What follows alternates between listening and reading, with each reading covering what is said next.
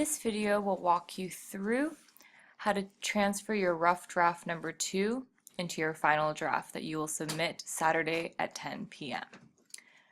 So I've got my rough draft up. On this rough draft document, I have my rough draft number 1 and I have my rough draft number 2. I have my comments on it from our writing circles earlier this week. That's fine. I also have now the final draft document up. I've pulled up this final draft document from Google Classroom. Take a minute to make sure that you have the rough draft and the final draft windows open on your Chrome. We are going to transfer the text in our rough draft number 2 into our final draft document so that we can be prepared to submit it this Saturday by 10 p.m. to Google Classroom. I'm going to select the text in my rough draft number 2.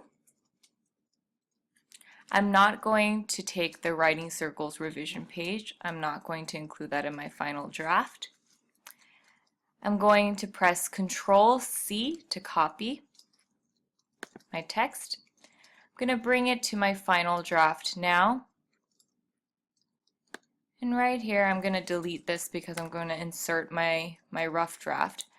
I'm going to now press Control-V to paste everything from my rough draft 2 into my document.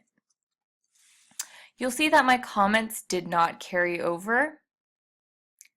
We actually want that because since this is a final draft, we should not have any comments or color coding included on this draft. The only thing that should be bolded are your vocabulary words, and the only thing that should be underlined are your rhetorical appeals. So no comments, no color coding. We just want the text of your essay. We also want to make sure that your page numbers are correct. I'm going to insert my last name, and if you just leave that on your final draft, it'll automatically number the pages for you. Just in case you accidentally delete that page number, you can insert them again. Just go to Insert, Page Number, and you can click that. It'll automatically insert the page number for you. Okay, now we're ready for the last part of our final draft. You'll see here in this pink highlighted portion that we've got one last part to add to our final essay. And that's a works cited page. This is going to let our reader know where we found all our great sources. I've created a source list linked here to help you. So click on that, open that up, and the source list will take you to all of the articles that we read during this unit. So the 5 ways Ed pays, you'll see all of them right here. You'll also notice that they're in alphabetical order. We go from L, N, O, R to V. These are all in alphabetical order, and you'll want to have the same in your works cited page. Here's how we're going to create that works cited page. After you finish writing your essay, you're going to go to Insert again. You're going to click Page Break. This will automatically start a new page for you. A works cited needs to be on a clean new page. So we want to use the center bar here and write works cited at the top. That's going to start our works cited page. We need to have this centered. The title must be centered at the top. Okay. Now we want to bring the cursor back to the left. And I want to read through my essay to see the sources that I used in my essay. So I used Vedder. That means I have to give credit to Vedder. I'm going to go to my source list. I see Vedder right here.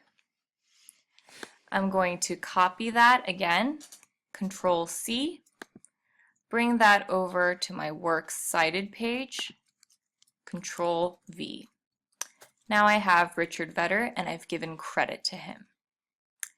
Going to keep reading and find the sources that I used. I also used Rotherham. That's spelled incorrectly. I also used Rotherham. I'm going to go to my source list, copy that, Control C, bring that to my Works Cited page, Control V. I also mentioned before that the Works Cited needs to be in alphabetical order. So I'm actually going to move this here. So the Rotherham needs to be on top because R comes before V. Okay, I'm going to keep looking for any other sources that I used. Okay, this is my last one. I've got 5 ways Ed pays. I'm going to go to my source list again. Here it is. I'm going to copy this,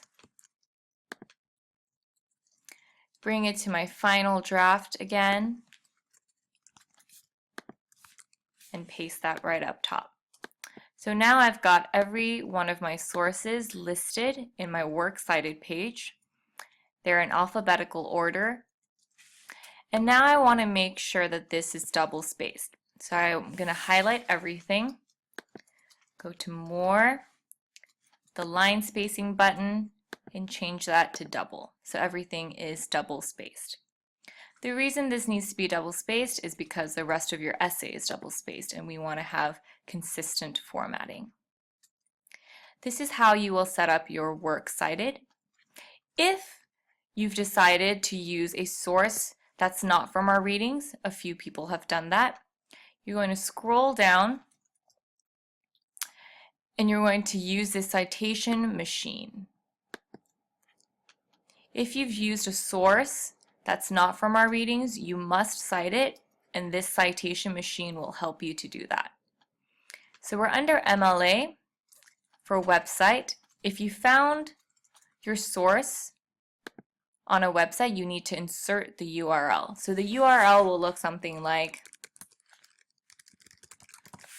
so the website where you got it. That's an example URL. This machine will walk you through finding the citation which will look something like this for your own source. But you must give credit to everything, every piece of evidence that you've used in your final draft. If you do not cite something in your final draft, you will receive your paper back and have a 0 in the grade book until you revise it.